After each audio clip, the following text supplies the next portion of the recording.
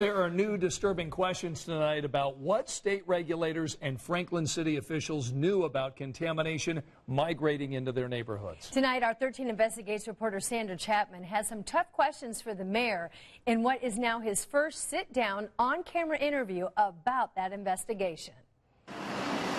30 homes now targeted for testing by the EPA in Franklin near Hamilton and Forsyth Avenue.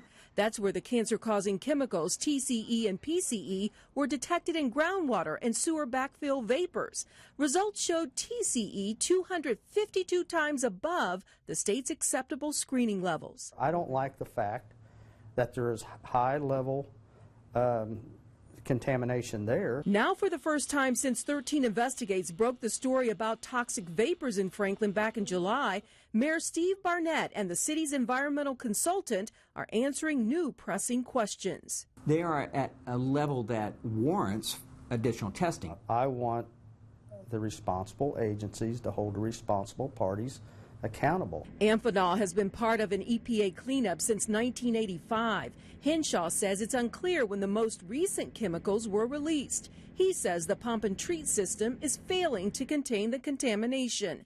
Now, new documents obtained by 13 Investigates show the EPA, IDEM, and the city of Franklin all failed to take critical action just 5 years ago when a scary prediction came true. The report specifically says, and this is 2013, specifically says the model predicted TCE would be present at the site. Carrie Reinhardt is talking about this May 2013 report sent to IDEM and the city of Franklin about leaking underground storage tanks at the street department.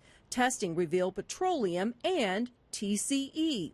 The city's own environmental investigators wrote, the former Amphenol facility located on Hurricane Road, less than 500 feet north, appears to be the source of the TCE in groundwater.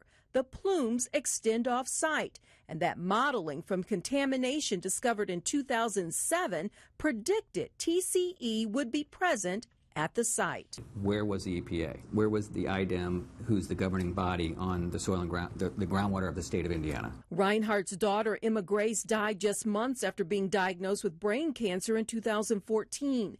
In 2015, 13 Investigates discovered more than half of the children diagnosed with cancer in Johnson County lived in that same area in Franklin. But not one government entity revealed toxins had migrated into a neighborhood. Not even the city. I don't think it's fair to expect city officials to understand that. Mayor Barnett was on the council at the time. Henshaw thinks the city should be off the hook. Is that what you're saying? Sandra, let me answer this. If I was mayor at that time and I knew that that was there, we would have been having Amphenol take care of their site.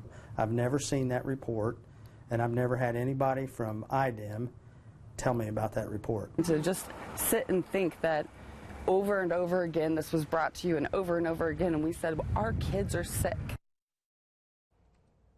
Mayor Barnett says that he is committed to getting that contamination cleaned up and is not opposed to having the EPA take on the entire investigation.